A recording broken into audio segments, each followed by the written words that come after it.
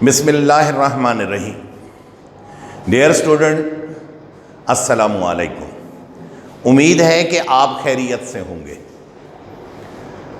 پھلا پھولا رہے یا رب چمن میری امیدوں کا، جگر کا خون دے دے کر یہ بوٹے میں نے پالے ہیں۔ بچوں، تعلیم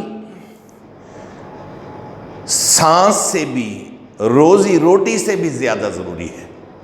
اللہ کے نبی صلی اللہ علیہ وآلہ وسلم نے علم کو فضیلت دی ہے، اور قرآن پاک میں بھی اللہ رب العزت کا فرمان ہے کہ کیا جاننے والے اور نہ جاننے والے برابر ہو سکتے ہیں۔ بیٹا، تعلیم حاصل کرنے کے لیے انسان کو مشکلات اور مسائل کا سامنا کرنا پڑتا ہے، اور جس چیز کو جتنا مشکل سے حاصل کیا جائے اس کے ثمرات جو ہیں اتنے دیر پا ہوتے ہیں۔ بچوں، آج ہمارا پہلا لیکچر جو ہے وہ نصاب تعلیم کے یعنی نصاب کے بارے میں ہے کہ سال اول کا اردو کا نصاب کیسا ہے۔ بغیر کسی منزل کے، بغیر کسی ایم کے، کسی ٹارگٹ کے کوشش جو ہوتی ہے وہ بے معنی ہوتی ہے۔ علم حاصل کرنا ایک جہاد ہے، اور علم حاصل کرنے والا مجاہد ہے۔ مجاہد کو جب تک میدان جنگ کا نقشے کا پتہ نہیں ہوتا تو وہ مختلف محاذوں پر لڑ نہیں سکتا۔ کس وقت کیسے کس طرح سے مقابلہ کرنا ہے، یہی حال نصاب کا ہے کہ جب ہمیں یہ پتہ چل جاتا ہے کہ ہمارا جو ممتحن ہے وہ مختلف محاذوں پر، کبھی غزل کے محاذ پر، کبھی نظم کے محاذ پر، کبھی نثر کے محاذ پر، کبھی معروضی سوالات کے محاذ پر، اور کبھی انشاء پردازی کے محاذ پر ہم سے کیا اور کس طرح کے کویسچن کرے گا، سوالات کرے گا۔ اگر ہم اپنے نصاب کو جانتے ہوں گے اور ہم نے اس کے مطابق تیاری کر رکھی ہوگی تو ہمیں ممتحن کے وار یا سوالات کے جواب دینے میں آسانی ہوگی۔ تو آئیے آج جو ہے ہم اسی نصاب کو ڈسکس کرتے ہیں۔ بیٹا، یہ کتاب ہے شرح سرمایہ اردو، جو پنجاب ٹیکسٹ بک بورڈ نے سال اول کے لیے مختص کی ہے۔ اس کا نام مقرر کیا، اس کا نام ہے شرح سرمایہ اردو۔ اس کے دو حصے ہیں، ایک حصہ شاعری کا ہے اور دوسرا حصہ نثر پر مشتمل ہے۔ تو بیٹا، یہ جو حصہ شاعری والا حصہ نظم ہے، یہ آگے دو حصوں پر مشتمل ہے۔ ایک حصہ نظم ہے اور دوسرا حصہ غزل ہے۔ حصہ نظم جو ہے اس میں 5 نمبر کا خلاصہ ہوتا ہے اور 10 نمبر کی تشریح ہوتی ہے۔ گویا حصہ نظم جو ہے وہ 15 نمبرات پر مشتمل ہوتا ہے۔ اسی طرح حصہ غزل ہے، اس میں اشعار کی تشریح ہوتی ہے، 3 اشعار ہوتے ہیں، ایک ہی غزل میں سے ہوتے ہیں، اور نظم کے 2 اشعار ہوتے ہیں، وہ بھی ایک ہی نظم میں سے ہوتے ہیں۔ تو ان اشعار کی تشریح کے نمبر ہوتے ہیں 10۔ گویا غزل اور نظم کے اشعار جو ہیں ان کا جو ویٹیج ہے یہ کل 25 نمبر بنتے ہیں۔ پھر ہے حصہ نثر۔ حصہ نثر میں 15 نمبر کی تشریح ہوتی ہے سیاق و سباق کے حوالے سے۔ بیٹا، آپ نے پچھلی کلاسز میں بھی تشریح سیکھی تھی، لیکن اس میں اس کی ویٹیج یا نمبروں کی تقسیم اس سے مختلف تھی۔ یہاں جو ہے 2 پیراگراف ہوتے ہیں، اس میں سے 15 نمبر کا ایک پیرا کرنا ہوتا ہے، 5 نمبر کے MCQs ہوتے ہیں، اور 10 نمبر کا خلاصہ ہوتا ہے۔ کل نمبرات بنتے ہیں 30۔ گویا شرح اپنا سرمایہ اردو جو ہے، یہ جو سرمایہ اردو ہے اس میں کل نمبرات جو ہیں وہ 55 بنتے ہیں۔ سرمایہ اردو کے کل نمبرات کی تقسیم جو ہے وہ کیا ہے؟ 55 نمبر کی۔ تو بیٹا اب جو ہے ہم آتے ہیں، اس کے پیپر کے 2 حصے ہوتے ہیں۔ اس کے 2 حصے ہوتے ہیں۔ پہلا حصہ جو ہوتا ہے اسے کہتے ہیں حصہ معروضی۔ پہلا حصہ معروضی ہوتا ہے۔ اس حصے میں کل نمبرات 20 ہوتے ہیں اور وقت 20 منٹ دیا جاتا ہے۔ یہ پہلا سوال ہوتا ہے، سوال نمبر 1۔ سوال نمبر 1، کل نمبرات 20، وقت 20 منٹ۔ تو اس میں تقسیم کچھ اس طرح سے ہے، نثری اسباق سے متعلق کثیر الانتخابی MCQs، کثیر الانتخابی سوالات یا MCQs 5 نمبر، تشبیہ، استعارہ، تلمیح 5 نمبر، اصطلاحات شعری، ردیف، قافیہ، مطلع، مقطع 5 نمبر، تذکیر و تانیث 5 نمبر۔ اچھا بیٹا، یہ جو MCQs ہوتے ہیں، آپ نے پچھلی کلاسز میں کچھ شارٹ کویسچنز ہوتے ہیں، یہاں پر شارٹ کویسچنز نہیں ہوتے، بلکہ اس شارٹ کویسچن کے 4 جو ہیں ان کے ممکنہ جوابات دیے جاتے ہیں، جنہیں ہم کثیر الانتخابی یا ملٹیپل چوائس کویسچنز کہتے ہیں۔ جیسے مثال کے طور پر، دنیا کی بنیاد ہے نمبر 1 اختلاف عمل پر، نمبر 2 تعاون پر، نمبر 3 رواداری پر، نمبر 4 بھائی چارے پر۔ تو آپ نے ایک کو جو ہے وہ ٹک کرنا ہے، تو اس کا دوست جواب جو ہے وہ کیا ہے؟ اختلاف عمل پر۔ بالکل اسی طرح جو ہے باقی یہ جو نثری اسباق ہیں، جتنے اسباق ہیں ان میں سے صرف 5 نمبر کے MCQs بنتے ہیں۔ پھر یہ تشبیہ، استعارہ، تلمیح کا جیسے میں نے بتایا، ان کے بھی وہی 4 جو ہیں وہ MCQs ہوتے ہیں۔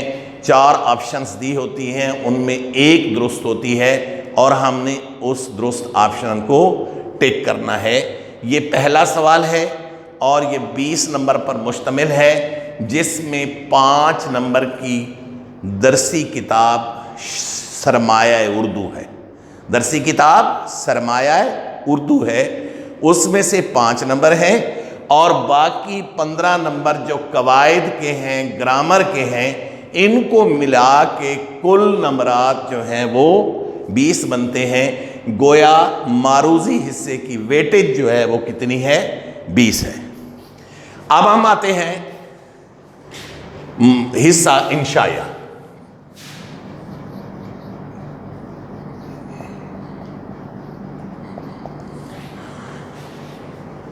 بچوں پہلے بھی بتایا جیسے کہ یہ 2 حصوں پر مشتمل ہے، ایک حصہ معروضی ہے اور دوسرا حصہ انشائیہ۔ تو یہ جو انشائیہ والا حصہ ہے، یہ اس میں 2 گھنٹے 40 منٹ وقت ہے اور اس کی ویٹیج جو ہے یہ 80 نمبرات پر مشتمل ہوتا ہے۔ اس میں دوسرا سوال جو ہوتا ہے وہ تشریح کا ہے، اشعار کی تشریح۔ سوال نمبر 2 ہوگا، درج ذیل اشعار کی حصہ الف، درج ذیل اشعار کی تشریح کریں، شاعر کا نام بھی لکھیں۔ تو بیٹا الف جز میں یہ 3 اشعار کسی ایک ہی غزل سے آئیں گے، میر کی ہو، آتش کی ہو، داغ کی ہو، تو غالب کی ہو، کوئی بھی ہو سکتی ہے۔ یعنی یہاں جو ہمارے شامل نصاب شعراء ہیں تو اس میں میر ہیں، آتش ہیں، داغ ہیں، فیض ہیں، تو کسی کی غزل، ایک غزل میں سے 3 اشعار آئیں گے اور ہر شعر جو ہے وہ 3 نمبرات پر مشتمل ہوتا ہے، اور ہر شعر کے نمبر ہوتے ہیں 3، تو 3 ضرب 3 برابر ہے 9۔ 1 نمبر ہوتا ہے شاعر کا، تو کل نمبر بنتے ہیں 10۔ دیکھیں بیٹا، جب آپ 2-3 بار کسی غزل کو پڑھ لیتے ہیں تو آپ کو یہ فیل ہوتا ہے کہ یہ شعر کس شاعر کا ہے، اور آپ اس کو یاد کر لیتے ہیں۔ گویا شاعر کا پورا نام تخلص کے ساتھ لکھنا ضروری ہوتا ہے، اور اس کا املا بھی صحیح ہونا چاہیے۔ دوسرا حصہ سوال نمبر 2 ہی کا ہے، اسی سوال کا، جس کو بے جز ہے یہ نظم سے متعلق ہے۔ درج ذیل اشعار کی تشریح کریں، شاعر کا نام اور نظم کا عنوان بھی لکھیے۔ تو نمبروں کی تقسیم ہے 1 + 1 + 4 + 4 برابر ہے 10۔ تو یہاں ایک بات بیٹا میں بطور خاص آپ کو بتانا چاہوں گا کہ اس میں 2 نمبر ہیں صرف نام لکھنے کے، ایک شاعر کا نام اور دوسرا نظم کا عنوان۔ تو آپ جب اس کی پریکٹس کریں گے، بار بار پڑھیں گے، تو آپ کو نظم کا عنوان اور شاعر کا نام یاد ہو جائے گا، اور آپ نے ان کو یاد رکھنا ہے، جو آپ کے 2 نمبر جو ہیں اس سے پکے ہو جاتے ہیں۔ اس طرح باقی 4 نمبر کی تشریح ہے، چونکہ نظم اور غزل میں ایک فرق یہ ہے کہ نظم جو ہے کسی ایک موضوع کے تابع ہوتی ہے، ایک موضوع پر گفتگو ہو رہی ہوتی ہے، اس لیے بہتر ہے کہ نظم کے اشعار کی تشریح اکٹھی کی جائے۔ تو اس حوالے سے نظم کے اشعار جو ہیں ان کی تشریح اکٹھی کی جائے، 1 سے 1.5 پیج تک اس کی لینتھ ہونی چاہیے، اور مناسب حوالہ جات، متبادل اشعار، اور کہیں قرآن حدیث کا حوالہ یا کوئی قول دینا ہو تو اس سے آپ کی تشریح کا حسن بڑھ جاتا ہے اور ممتحن پر بہت اچھا اثر پڑتا ہے۔ اسی طرح آپ غزل کے اشعار کی تشریح میں بھی متبادل اشعار، قرآن اور حدیث سے حوالہ جات یا اقوال بھی تحریر کر سکتے ہیں۔ گویا یہ سوال نمبر 2 جو ہے سب سے مشکل سوال ہے، اور یہ 20 نمبر کا سوال جو ہے اس پر ہمیں محنت زیادہ کرنی پڑتی ہے، اور اسی سوال کی وجہ سے پورے پیپر پر اثر پڑتا ہے۔ تو اگر آپ نے کوئی حوالہ کسی دوسری زبان کا دینا ہے تو اس حوالے سے بریکٹ میں اس کا ترجمہ ضرور لکھے۔ مثلا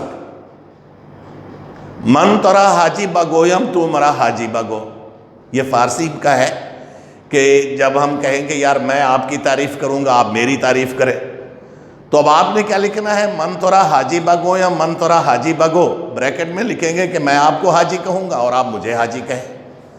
تو یعنی کسی بھی دوسری زبان کا، انگریزی کا، اردو کا، فارسی کا، پنجابی کا، سرائکی کا، کسی بھی زبان کا آپ جب حوالہ دیں تو بریکٹ کے اندر اس کا اردو ترجمہ ضرور لکھیں۔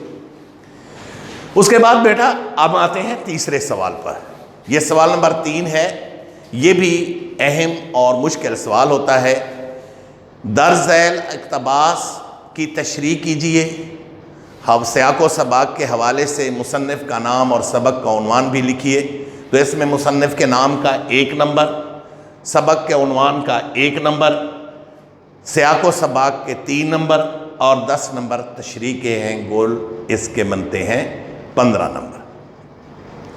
تو یہ سوال جو ہے اس میں 2 پیراگراف دیے جاتے ہیں، ان میں سے آپ نے 1 کا منتخب کرنا ہوتا ہے، 2 میں سے 1 کو منتخب کرنا ہوتا ہے، اور اس کے بعد آتا ہے سوال نمبر 4، شامل نصاب، سبق، سفارش یا ادیب کی عزت، یعنی 2 اسباق دیے جائیں گے، اس میں سے کسی ایک کا خلاصہ لکھنا ہوتا ہے جو 2 صفحات سے کم نہیں ہونا چاہیے، اس میں مصنف کا نام بھی لکھنا ہوتا ہے، 1 نمبر مصنف کا نام اور 9 نمبر جو ہیں وہ خلاصے کے ہیں، اور خلاصہ اس طرح سے لکھا جاتا ہے کہ ترتیب و واقعات کو انتہائی یعنی اختصار کے ساتھ اور تمام جزیات کو بیان کیا جائے، جو آپ مواد اس میں لکھیں وہ پورے سبق کا احاطہ کرے۔ تو اس طرح سے 2 صفحات یا اس سے کچھ زیادہ پر 2.5 صفحات پر مشتمل خلاصہ جو ہے، اس میں آپ کو میکسیمم مارکس مل سکتے ہیں۔ اس کے بعد تیسرا، چوتھا، 5واں سوال ہے، وہ ہے نظم کا خلاصہ۔ نظم کا خلاصہ 5 نمبر پر مشتمل ہوتا ہے، اس میں شاعر کا نام لکھنا ضروری نہیں ہوتا، اور نظم کا خلاصہ انتہائی مختصر، 8 سے 12 لائنوں سے زیادہ نہیں ہونا چاہیے، اور اس خلاصے کے اندر وہ تمام باتیں جو اس نظم میں بیان ہوئی ہیں ان کو لکھ دیا جاتا ہے اختصار کے ساتھ۔ اس کے بعد ہے سوال نمبر 5، سوال نمبر 6، مکالمہ یا روداد۔ مکالمے کو ڈائلاگ کہتے ہیں، اور روداد اور مکالمے میں عموماً جو ہے مکالمے کو جو ہے وہ اس کا انتخاب کیا جاتا ہے، کیونکہ روداد کی نسبت، روداد کسی تقریب کے آنکھوں دیکھے حال کو روداد کہتے ہیں، اس لیے روداد لکھنا مکالمے کی نسبت مشکل ہوتا ہے، اسی لیے بچے جو ہیں وہ زیادہ سے زیادہ انتخاب مکالمے کے لیے کرتے ہیں، اور یہ سوال 10 نمبروں پر مشتمل ہوتا ہے۔ یہاں ایک بات آپ کو بتاتا چلوں کہ روداد یا مکالمہ، یعنی ان میں سے ایک تیار کرنے سے آپ کا کام چل جاتا ہے، یعنی مکالمہ کریں گے تو سوال اٹیمپٹ ہوگا کیونکہ اس میں یا ہے، لیکن اس کے برعکس سوال نمبر 7 جو ہے وہ ہے رسید درخواست۔ یہ دونوں چیزیں کرنی ہوتی ہیں، ان میں یا نہیں ہوتا۔ آپ کے سوال میں پرچے میں آ سکتا ہے کہ استعمال شدہ موٹر سائیکل کی فروخت کی رسید لکھیے، یا کالج کے پرنسپل کے نام فیس معافی کی درخواست تحریر کیجیے۔ تو یہ سوال یا تو رسید آئے گی یا درخواست آئے گی، اس لیے ضروری ہے کہ یہ دونوں چیزیں جو ہیں طالب علم کو کرنی پڑتی ہیں۔ کچھ پتہ نہیں رسید آ جائے، کچھ پتہ نہیں درخواست آ جائے، اس لیے اس سوال کے اندر آپشن نہیں ہے۔ آخری سوال، سوال نمبر 8، تلخیص کریں اور مناسب عنوان بھی تجویز کریں۔